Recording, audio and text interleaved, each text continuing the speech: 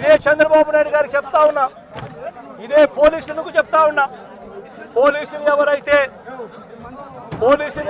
చంద్రబాబు నాయుడు గారిని మెప్పు కోసం ఎవరైతే పోలీసులు చంద్రబాబు నాయుడు గారి మెప్పు కోసం ఎవరైతే వాళ్ళ టోపీ మీద ఉన్న సింహాలకు సెల్యూట్ చేయకుండా చంద్రబాబు నాయుడు గారికి వాచ్మెన్ల కింద పనిచేస్తా ఉన్న ఆ ప్రతి పోలీస్ అధికారికి చెప్తా ఉన్నా, ఎల్లకాలం చంద్రబాబు నాయుడు గారి పరిపాలన సాగదు.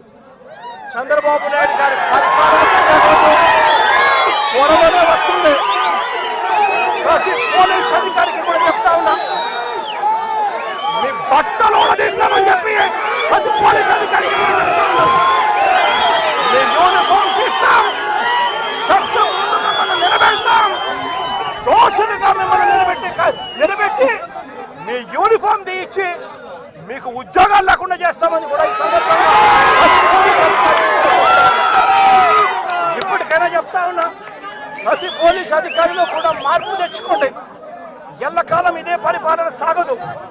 మీరు చేసిన ప్రతి పనికి కూడా వడ్డీతో సహా లెక్కేసి మిమ్మల్ని దోషులుగా నిలబెట్టి మీతో కక్కిచ్చే కార్యక్రమం ఖచ్చితంగా చేస్తామని చెప్పి కూడా ఈ సందర్భంగా ప్రతి పోలీస్ అధికారికి కూడా చెప్తా ఉన్నాం.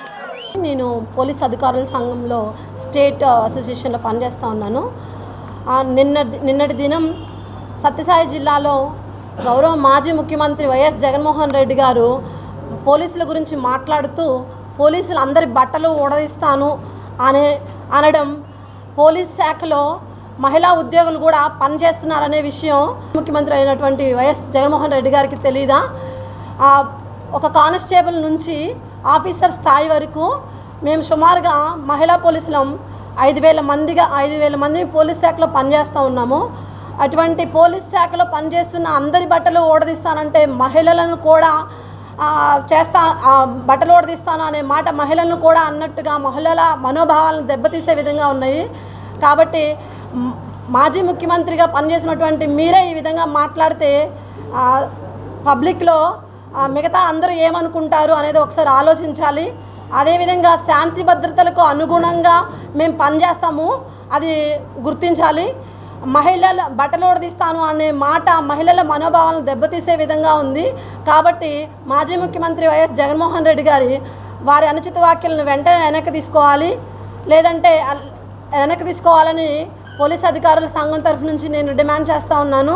లేదంటే చట్టపరంగా మేము న్యాయస్థానాన్ని ఆశ్రయిస్తామని ఈ సందర్భంగా తెలుపుతున్నాను.